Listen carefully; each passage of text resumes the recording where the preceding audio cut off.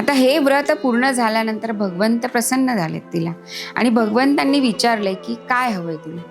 तेव्हा तिने सांगितलं, तुला काय माहिती नाही भगवंता, तुला सगळंच माहिती.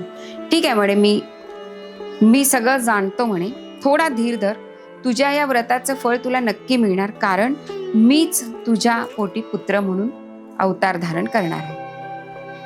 आणि अशा प्रकारे मग अदितीला आनंद झाला. तिचं ते सगळं सुरूच होतं, सेवा पूजा अखंड विष्णू भगवंतांची सुरू होती.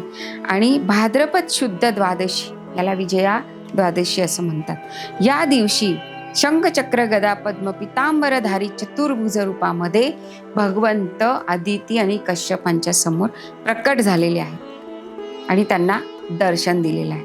आणि ते दर्शन दिल्यानंतर अतिशय पटकन गुप्त होऊन ते 8 वर्षाचे बालक झालेले आहेत.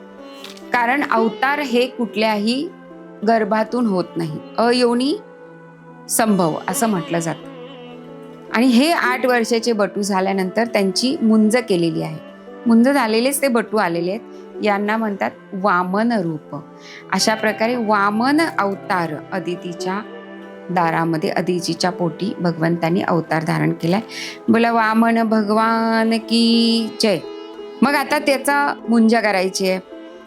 मग त्याचे सगळे संस्कार केले गेले. त्याचं सगळं ब्रह्मचारी असं छान असं बटू दिसतोय, तो गोरा पान, पाठीमागे असं छान खुरा आहे, तो केसांचा टकलू केलेलं आहे, सगळं असं मुंज करताना जसे दिसतात ना बाळ, तसे ते दिसतात.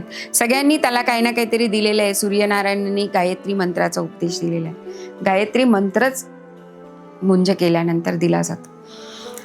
ब्रह्मदेवानी कमंडलू दिलाय, उपनयन संस्कार झालेत, सगळं दिलंय. भूमीने कृष्णायन, कमंडलू, यक्षराज कुबेराने भिक्षापात्र, कारण ओम भवती भिक्षाम देई असं म्हटलं जातं.